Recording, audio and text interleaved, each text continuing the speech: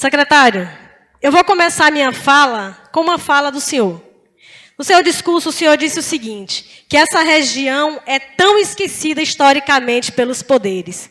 E aí eu venho a falar, o governo do estado da Bahia, a história de luta do PT, que nós conhecemos como história de luta, é uma história que tem desconsiderado muitas lutas no estado da Bahia. É uma história que tem desconsiderado a educação no estado da Bahia. É uma história que tem desconsiderado a luta da polícia militar no estado da Bahia. Essa é uma história de luta? É uma história de luta onde as faculdades federais, estaduais, estão à mercê de 40% apenas de cumprimento do seu público docente.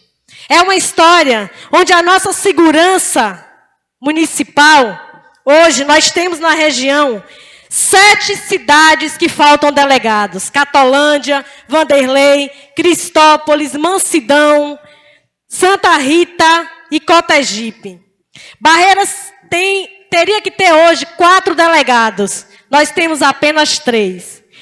E aí o secretário fala que o governador criou um pacto pela vida. Que pacto pela vida? Qual foi o pacto pela vida? Onde nós estamos, primeiro lugar no Brasil, das 5 cidades mais violentas do Brasil, nós temos aí Simões Filho em primeiro lugar, e nós temos Lauro de Freitas em terceiro lugar. Esse é o pacto pela vida? Nós temos hoje em Barreiras 2 leis na casa de construção do presídio desde 2002. A Lei 561 de 2002 e a Lei 526 de 2006. Que história foi considerada quando foi retirado o presídio de Barreiras? Qual foi a luta que foi considerada em Barreiras? E por 2 vezes nós perdemos para Luiz Eduardo Magalhães.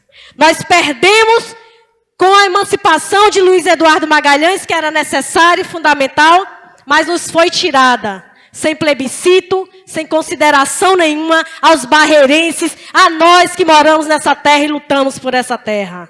E agora, da mesma forma, como naquela época, o governo atual do PT, os governadores do PT, criticaram o governo de direita daquela época por ter feito uma emancipação sem plebiscito. Hoje, retira na calada da noite o presídio que há 10 anos Barreira lutava por ele. Que tipo de pacto é esse? Quando o secretário, com muito respeito, ele fala que desde Tomé de Souza a segurança pública não tinha sido tão assistida na Bahia. Nós não merecemos uma evolução desde Tomé de Souza? O país não cresce? O povo não desenvolve? Por que considerar Tomé de Souza? E aí, a gente coloca a ressocialização, a educação, a assistência e a religião nos presídios que serão construídos. E eu digo, secretário, com muito respeito, o senhor fala que essa é a palavra mágica, como bem disse o nosso vereador, colega Gilson. A Lei Federal 7.210 de 84 já é instituída todas essas contemplações da ressocialização nos presídios construídos para a segurança pública. E aí nós falamos, essa é a palavra mágica? Essa é a desconsideração das leis que já existem. E nós temos dito nessa casa, leis não faltam, falta cumprimento delas estabelecidas, falta retirar das gavetas, falta ressuscitar aquilo que já está morto, que nós não acreditamos mais. Para concluir, vereador. Nossa região está desacreditada de promessas. Nossa região está desacreditada daqueles que chegam, prometem e de um dia para o outro retiram as promessas e chegam para nós e dizem, eu não sabia de nada.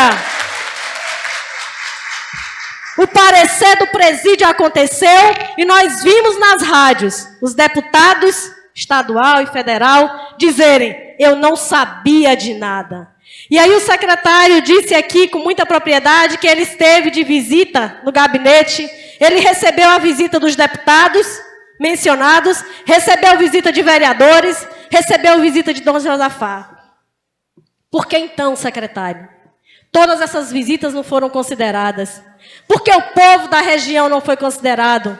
Porque os 120 presos que fugiram da cadeia municipal esse ano não foram considerados. Por que a situação de 129 anos de Barreiras não foi considerada? Por que as 35 mortes com característica de execução em Barreiras não foram consideradas? E aqui eu não tenho nenhuma pergunta, porque eu creio que é preciso haver efetivamente a execução das promessas já realizadas de tantos mandatos e de tantas vezes que se foi submetido a promessas. É preciso que nós vejamos acontecer para que nós consigamos acreditar que verdadeiramente o governo vai se importar com essa região. Porque, infelizmente, a região oeste da Bahia é preciso haver um desmembramento, sim. Porque nós somos esquecidas, como o senhor bem disse, nós somos esquecidos pelos poderes estaduais, pelos poderes estadual e federal do Brasil. Muito obrigada e boa noite.